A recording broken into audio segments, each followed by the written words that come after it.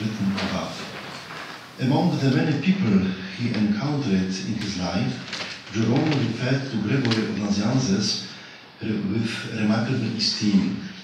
Their contact took place in Constantinople when Gregory stayed there in the years 379 to 81, serving as a bishop.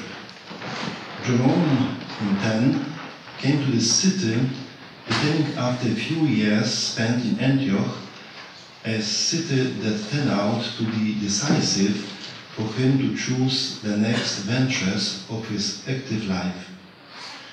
In his writings, he referred several times to Gregory of Nazianzus, expressing his admiration for his personality and even worshipping him in thanks for received instructions regarding the interpretation of those texts of the Holy Scripture which he personally heard while listening to his sermons.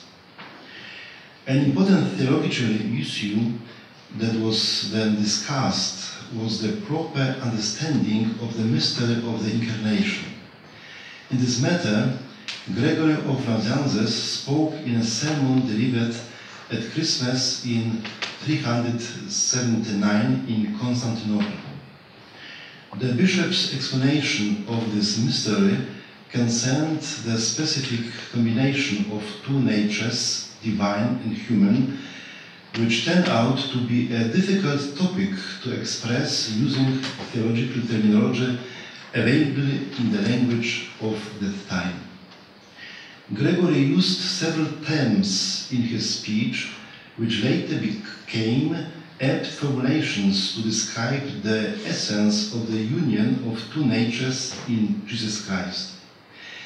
He had to express the mystery of the Incarnation with such words, so as not to fall into the error to Eutyches or Nestorius.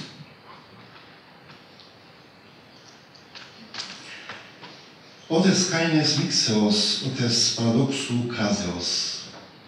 These formulations are followed by the detailed explanation of the meeting of the deity and humanity in Christ, describing the salvific consequences for a man. It is noteworthy that the words that take the form of terminus technicus are mixis, commingling, confusion, and chassis, mixture, fusion, connection. So the speaker strives in his instruction to highlight the salvific values of the Incarnation that were of God's goodness directed towards sinful humanity. This idea appears in the words "Toti peri eme tuto mysterium." Gregory describes the relationship of the incarnate Christ to man with the word mysterium, mystery, which is also seen in this context as the terminus technicus. The bishop again presented the same salutary idea in his sermon for the Feast of Lights on the eve of the Epiphany in 380. The speaker uses the same words in the context of explaining the essence of the Incarnation and the salvific effects of this fact. Haec omega peri hemas mysterium. Most likely, the listener to this theological interpretation was Jerome, who was then in Constantinople. Therefore, it is worth looking at his teaching on this issue because he often emphasizes in his writings that he considers Gregory of Nazianzus as his teacher and master. It turns out that Jerome very often uses in his writing, like Gregory, the term mysterium, which is of Greek origin, mysterion, and has a wide range of meanings. Although its etymology goes back to pagan religions, it has been adopted by the Christian religion. Among the meanings, the most popular semantic content of the word is mystery. In the New Testament, this word was used 28 times. For this reason, it moved to patristic literature and thus to the writings of Gregory of Nazianzus and Jerome.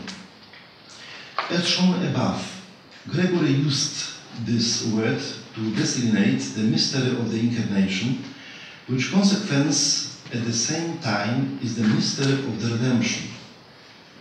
Jerome is aware of the semantic significance of this word, which is why he formulates a statement in the prologue to the book of Job, which has the character of introducing the reader to the transmitted course of thought. Quod apud Grecos, post Septuaginta editionem, iam Christi Evangelio coruscante, Judeos Aquila et Symmachus ad Theodotio, Judaizantes heretici, sunt recepti qui multa mysteria salvatoris subdola interpretatione celarunt, et tamen in hexaplois habentur apud ecclesias et explanantur ab ecclesiasticis viris, quanto magis ego Christianus non debeo reprobari.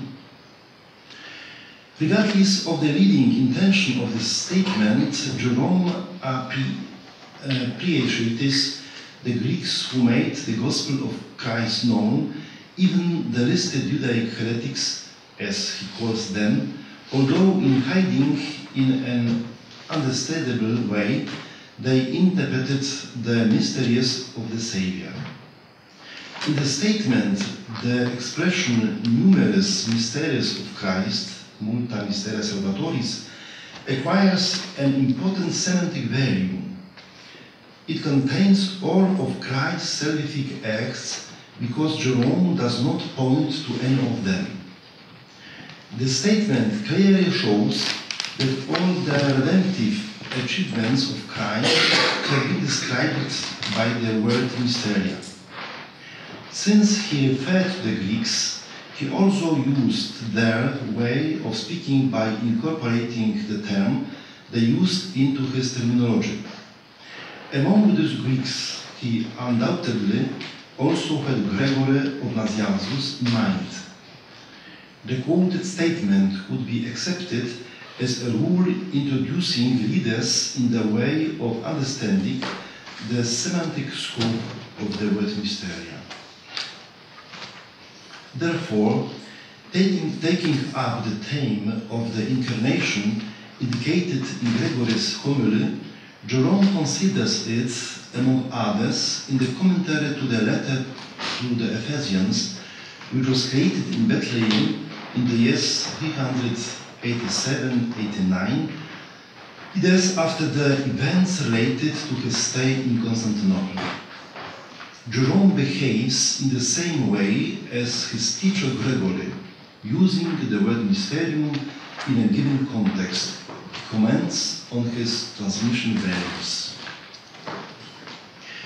Cum autem secula Christus fecerit et credeinceps loquitur, ea sintque post secula dicturum se esse promiserit, ad incarnationis mysterium, non ad naturam Dei referenda sunt que secundum.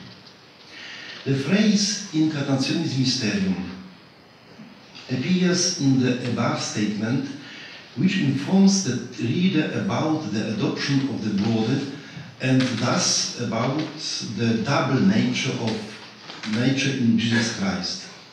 This event of the merger of two natures, Jerome called as Gregory a mystery. The quoted juxtaposition of two words creates in logic the structure of definiendum definiens, where the defined word is incarnatio and the defining word mysterium.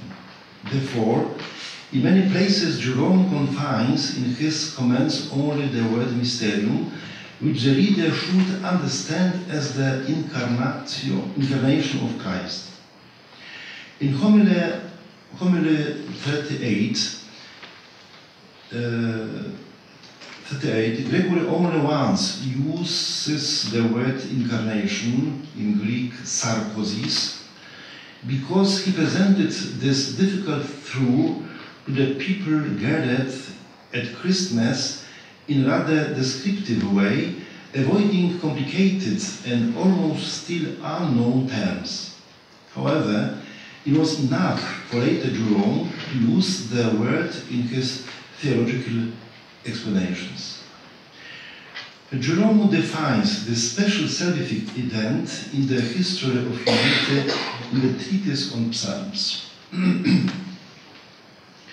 Hoc totum in mysterium Domini Salvatoris coaptatur, hoc es Dei et hominis filius, hoc es mysterium quod Ecclesia desiderat.